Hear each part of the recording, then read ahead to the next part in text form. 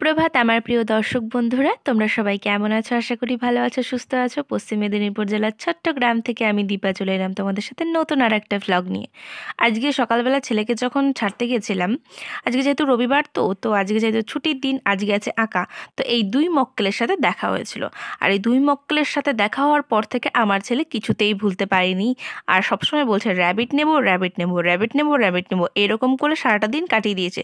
তো যাই হোক করে ওকে ভুলিয়ে ভালিয়ে আর নিচে যখন আমি বসেছিলাম তখন দেখলাম, বাপরে বাপ, এগুলো দেখে তো এত লোভও লাগছিল কি বলবো আর।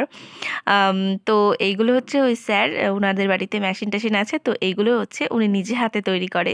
তো কি সুন্দর না এই নকশা বড়িগুলো, দেখলেই যেন এত লোভ লাগে কি বলবো।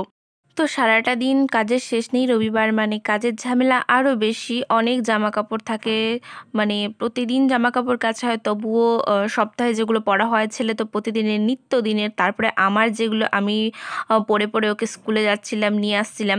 আর এখানে আমার ফোনটায় না প্রচণ্ড সমস্যা হয়ে যাচ্ছে। এর আগের দিন বললাম যে আমার একটু রাশি খারাপ চলছে, একটু না অনেকটাই রাশি খারাপ চলছে যাকে বলে। তো ফোনটাও আমার খারাপ হয়ে গেছে, জানি না কেন পুরো ডিসপ্লেটা যেন সামনে, ক্যামেরা শুদ্ধ পুরো সামনে চলে আসছে, এরকম হয়ে যাচ্ছে।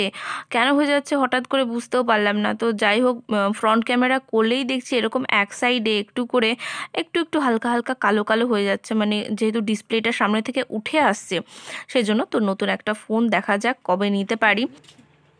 সব ঘাস আর জঙ্গল হয়ে গেছে। এগুলো কি আদার বস্তা? এরকম কি হয়ে গেছে? আদা তুলে নিয়েছে সব। চিট মাটি দিলে কি আর আদা ভালো? পেয়ারা নেই না, পেয়ারা এখন কোথায়? সব শেষ। আইজেছে ঘাস গুদা কেটে নিয়ে গেছে নাকি? কেটে নিয়ে গেছে। আর ওই যে কেটে কবে দিল? ওর মধ্যে কিন্তু না, উঠেছে তো, বেশ ভালোই উঠেছে। আরে অত দূর থেকে নিয়ে এসছি, মুর্শিদাবাদ থেকে নিয়ে এসে যদি এখানে নাই হয়। কই বেগুন আছে? হ্যাঁ, পেঁয়াজ কিরকম হয়ে গেছে। চল ওই দেখো বেগুন তুলবো, চল। বেগুন হ্যাঁ, পুরো হাতে কাটায় লাগবে। কাটা লাগবে না, তুমি চশমা খোলো। ওদের গাড়িটা বেগুন আছে। কাঁটা আছে দেখো। স্যার বাবা, স্যার বাবা, স্যার এটা কি কাটা আছে? থাকতে পারে। নাই, এগুলো কাটা নাই, এগুলো তো অন্য কাটা। দেখো দেখ। এবার টান দিলে বেগুন টান দিলে তো এরকম খিসা টা থেকে খুলে ওদের আনে আনে আনে আনে। আর কোন? আর সেখানে সেখানের বেগুন নেই। বাঁধাকপি ওগুলো কি খেতে পারবে? হ্যাঁ হ্যাঁ, সেটা লেলা, বড়টা বড়টা, হ্যাঁ সেটা। ওমা ওই দেখো, যে না আমি ওইটা নেব না, এটা নেব। ওমা দেখো, তেলাও যেটা নেবে না। বেগুন অনেকটা।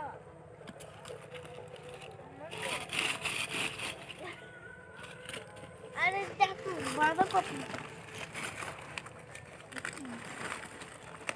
ওরে বাবা, বাঁধাকপি,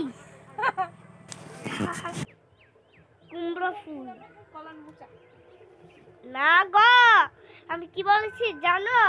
এটা এটা হচ্ছে কুমড়োর ফুল। তুমি কিন্তু ভুল বলেছো। কলার মতো জলটা দেখো, আর জল এমন সবুজ কেন গো? নোংরা হয়ে গেছে, ঘাটও তো তো হয়ে যাবে শাড়ি। তুলসী গাছটা শুকিয়ে গেছে একেবারে, জল পায় না, না খরার দিনে আরো শুকিয়ে যাবে এবার। এখানে একটা গাছ শুকিয়ে গেছে, ওই যে একটা হয়েছে কুমড়ো, কি সুন্দর। এটা কি ইঁদুর খাওয়ার ভয় ক্যারিতে ঢুকিয়ে রেখেছে গো? হ্যাঁ, আমাদের এই মেদিনীপুর, তারপরে তুমি বলতে পারো বর্ধমান, ওইদিকে মানে এই ধানের চাষটা বেশি। আর এদিকে এঁটেল মাটি বলে কি ধানের চাষটা বেশি, কিন্তু সমস্ত ফসলই কিন্তু খুব ভালো হয়। আমাদের এখানে পাটও খুব ভালোই হয়, পেঁয়াজ রসুনও খুব একটা খারাপ হয় না। রসুনটা আমি এখানে লাগাতে দেখিনি, বাট পেঁয়াজটা কিন্তু খুব ভালো হয়। তো জানি না কেন এখানে অল টাইম ধান আর ধান আমি দেখতে পাই। তো কিছু কিছু মানুষ হয়তো আলু টালু লাগায়, কিন্তু আমাদের বাড়িতে আমরা কখনো আলু বা কোনো কিছু দেখিনি। আর আমাদের এই জায়গাটা বন্যার পর থেকে, মানে ওই জল হওয়ার পর থেকে সমস্ত গাছপালা সব পচে গেছে। আমাদের পেঁপে গাছ ছিল, বড় বড় পেঁপে, মানে পেঁপে হতো, তোমরা তো আগেও দেখেছো। ওর গোড়াটা না পুরো জলে মানে ডুবে গেছিলো, পচে নষ্ট হয়ে গেছে দুটো তিনটে। তারপর অনেক কিছু মানে নষ্ট হয়ে গেছে, এত খারাপ লাগে না কি বলবো। আর এই বাঁধাকপিগুলো আমি বাড়িতে নিয়ে এসেছিলাম, বাট বাঁধাকপিগুলো এতটাই একদম কি বলবো শক্ত, আর পাতাগুলো একদম কিছুতেই সেদ্ধ হচ্ছে না। আমি বাড়িতে এসে নিয়ে এসে রান্না করেছিলাম ঠিকই, কিন্তু একদম আমার ভালো লাগেনি খেতে। আর কয়েকটা উচ্ছে ছিল, সেগুলোকেই তুলে তুলে রাখছিলাম। প্রত্যেকটা বাড়িতেই কিছু না কিছু গাছ থাকে। গ্রামের মানুষ যারা হয়, এখনকার দিনে তো শহরের মানুষ যারা আছে তারা তো ছাদে মানে এত সুন্দর বাগান করে রেখেছে। এখন গ্রামে কি শহরে কি প্রত্যেকটা বাড়িতেই যাদের অন্তত এই যে গাছ লাগানোর ইচ্ছা আছে, তারা কিন্তু একটু জায়গা পেলেই তাতে সুন্দর করে সাজিয়ে গুছিয়ে, শহরের মানুষেরা তো অনেকে আছে এরকম যে ভাঙা বালতি বা বড় বড় জিনিসগুলো না, যেগুলো ইউজ করার মতো না, সেগুলোকেও কাজে লাগাতে পারে। আমরা অনেকেই গ্রামের মানুষগুলো এটা জানি না সত্যিই, যে তারা একটু জায়গার মধ্যে কত সুন্দর করে সমস্ত গুছিয়ে রাখতে পারে। সেটা দেখে বড্ড ভালো লাগে। অনেক দিদিদের ভিডিও আছে এরকম, যারা ওপরে বাঁধাকপি, ফুলকপি, লঙ্কা, টমেটো, কত সুন্দর আমের গাছ পর্যন্ত আছে। ছোট ছোট আমের গাছগুলো এত সুন্দর আম ধরে, দেখলে পুরো মনটা ভরে যায়। তো আমিও চেষ্টা করি যে মানে ওপরে হয়তো কিছু করব, কিন্তু এর আগে হনুমানের সমস্তটা খেয়ে শেষ করে ফেলেছিল। এমনকি লঙ্কার যে চারাটা ছিল সেটাকে, গাছটাকে তুলেও খেয়ে নিয়েছিল। তাহলে কি চাষ করব বলো তো? আর আমাদের বাড়িতে যে সজনে গাছটা আছে, কদিন পরে এত সুন্দর সজনে হবে তোমরা দেখতে পাবে। সজনে ফুল তো মানে সজনে ফুল, নরম নরম সজনেগুলোকে লাফিয়ে লাফিয়ে এসে হনুমানগুলো সেই গাছে বসে বসে তুলে তুলে খায়। আমগুলোকে, সমস্ত মুকুলগুলোকে শেষ করে দিচ্ছে। ওই হনুমানের জ্বালায় কিছুই করা যায় না, একদম কিছু করা যায় না। সেজন্য ভেবেছিলাম মানে যে কিছুটা ঘিরে টিরে করবো। তো আমার বর বললো, দেখো ওইখানে তুমি কিছুই করতে পারবে না, হনুমানের অত্যাচারে তুমি একদম কিছু করতে পারবে না।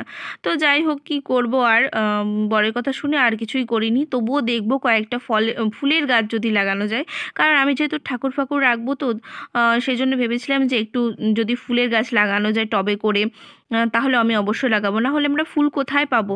আমাদের এই ঘরে দেখো কিছু কিছু জায়গায় এত সুন্দর সুন্দর ফুল হয়ে রয়েছে না, একটু গাঁদা ফুল, একচেটিয়া ফুল, তারপরে এদিকে এই ফুলটা কি ফুল তাও জানি না। তো সুন্দর সুন্দর ফুল হয়েও আছে দেখি, তো ভালো লাগলো দেখে। ইচ্ছে করলে অনেক কিছুই করতে পারি, কিন্তু একমাত্র ওই হনুমানের যন্ত্রণায় কিছুই করতে পারছি না। আর এই বেগুন গাছটায় এতটা বেগুন হয়েছে, ও মাই গড! তোমরা যদি দেখো, মানে তোমরা পুরো মাথা খারাপ হয়ে যাবে। এই একটা বেগুন গাছ থেকে যে কতগুলো বেগুন নিয়ে যাওয়া হয়েছে। আমরা অন্তত 6-7টা বেগুন নিয়ে এসেছি। তার আগেও দুবার ধরে এই গাছটা থেকে নিয়েছে, তারপরেও গাছটার নিচে ঝুলে আছে সব বেগুন, দেখতে পাবে না।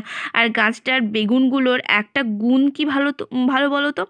সেটা হচ্ছে, বাজার থেকে তো আমরা বেগুন কিনে নিয়ে আসি, তাতে একটু দেখি, একটু একটু যদি বড় হয়ে যায় তাকে দেখি একদম বীজ বোঝায়। আর এইটা একটু লম্বা লম্বা বেগুন, কিন্তু বেগুনগুলোতে একদম বীজ নেই। এত সুন্দর নরম, ভাজা খেতে পারো, পোড়া খেতে পারো, সেদ্ধতে খেতে পারো, তরকারিতে খেতে পারো, সবেতেই ভালো লাগবে। আর এই বেগুনগুলো তুলতে বেশ ভালো লাগছিল।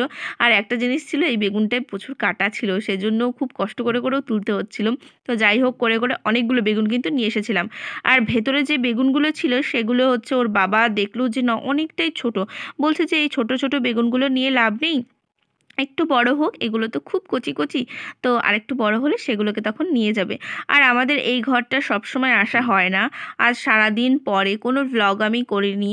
সকালবেলা ওই যে দেখেছিলাম যে দুটো র্যাবিটকে, তো ওদের দেখে খুব ভালো লেগেছিল বলেই আমি কিন্তু ভিডিওটা করেছিলাম। আমি ভাবিনি যে ছাড়বো কি ছাড়বো না, আমার ছেলেকে দেখানোর জন্য ভিডিওটা আমি করে রেখেছিলাম। তো তারপরে ভাবলাম যে না, তোমাদেরকেও দেখিয়ে দিই মক্কেল দুটোকে। মক্কেল দুটো এত সুন্দর, আর এত সুন্দর সাদা ধবধবে, দেখে আমার যা ভালো লাগছিল। আর আমার ছেলে তো সত্যি পুরো পাগল হয়ে গেছিলো। তো ওইটুকুই আমি তুলেছিলাম। আমি ভেবেছিলাম যে না, আজকে আর করবো না, কারণ বাড়িতে এসে মানে একগুচ্ছা জামা কাপড় ধোয়ার পরে এই যে রান্না বান্না করে তারপরে যে নিজেরা একটু বসবো, তো সেইটুকুরও সময় হয় না। তো একটুখানি শুয়েছিলাম আধা ঘন্টা মতো, কিন্তু ঘুমটুম কিছুই হয়নি, ছেলে 1 ঘন্টা মতো ঘুমিয়েছিল। তো তারপরে আমরা এই ঘরটায় চলে এসেছিলাম। ভাবলাম যে ঘরে যেহেতু কিছু কিছু সবজি আছে আর আমাদের পেঁয়াজ টেয়াজগুলোও যেহেতু শেষ হয়ে গেছে, ভাবলাম যে টুকটাক যেটাই পাওয়া যায় সেটাই নিয়ে আসি। নিজেদের ঘরের সবজি খেতে তো ভালোই লাগে, তাই না? তো যাই হোক, ওপরে যদি আমরা গাছপালা কিছু লাগাই বা কিছু করি, তাহলে অবশ্যই তোমাদের সাথে সেটা শেয়ার করব। আর কিভাবে কি কোনটা করলে ভালো হবে, আমার না অনেক রকমের ফলের যেগুলো ড্র্যাগন ফ্রুট হয়, তো সেগুলো স্ট্রবেরি, ওগুলোর চাষ করতে খুব ইচ্ছে করে, কিন্তু একটাই ভয়, তোমাদের তো আগেই বললাম, বারবার বলতে তো ভালো লাগে না। তো দেখা যাক আমি ওপরে কি করতে পারি, অন্তত ঘরটা কমপ্লিট হোক, আমার ঘরটা কমপ্লিট হলেই তবে আমি সব কিছু গুছিয়ে ভালো করে করতে পারবো। আগে ঘরটা এখন গোছাতে হবে, তারপরে আমার সব কিছু। আর আমাদের ওই পেঁয়াজগুলো দেখলে তো, ওগুলো অনেক এখনও রয়েছে, ওই জমির মধ্যে রয়েছে, মানে ওই ঘরের সামনে যতটা লাগানো রয়েছে আর কিছুটা তুলেও ফেলেছে, আর সেগুলো তুলে গাছ শুদ্ধ রেখে দিয়েছে, কাটা হয়নি। ওগুলোকে যখন আমরা আনবো কেটে কেটে নিয়ে আসবো, বা নিয়ে এসে বাড়িতে কাটবো, এরকমটাই ভেবেছি। আর কি বলো তো, পেঁয়াজ টেয়াজ তোমরা যদি হয়তো অল্প করে কিছু লাগাও, তাহলে গাছ শুদ্ধ রেখে দেবে। পেঁয়াজ যদি গাছ শুদ্ধ রেখে দাও না, অনেক দিন ভালো থাকে। আর তুমি যদি গাছ কেটে রেখে দাও, তাহলে সেটা তাড়াতাড়ি নষ্ট হয়ে যায় বা পচে যায়, সেটা হচ্ছে বড় পেঁয়াজের ক্ষেত্রে। আর ছোট ছোট পেঁয়াজগুলো তো অনেক দিন থাকেই, তবু পেঁয়াজ জিনিসটা তো একটু তাড়াতাড়ি নষ্ট হয়ে যায় বলে অনেকে গাছ শুদ্ধ রেখে দেয়। এগুলো আমরা জানতে পেরেছিলাম আমার বাবা, মানে আমাদের পাড়ায় যেহেতু এগুলো চাষবাস হয়, তোমরা আমার আগের ভিডিও যদি দেখে থাকো তাহলে দেখতে পাবে যে কত পেঁয়াজ রসুনের চাষ হয়। তবুও তো আমি আগে আগে চলে মানে এসেছিলাম বলে আর কিছু করতে পারিনি। তো দেখো, এরপরে বাড়ি চলে যাব, আর বাড়ি যাওয়ার পথে ছেলের জন্য একটা মার্কার নেব, একটা ড্রয়িং খাতা নেব, আর একটা এমনি আদর্শলিপি বই নেবে। তো চলো, টাটা বাই বাই, আবার পরে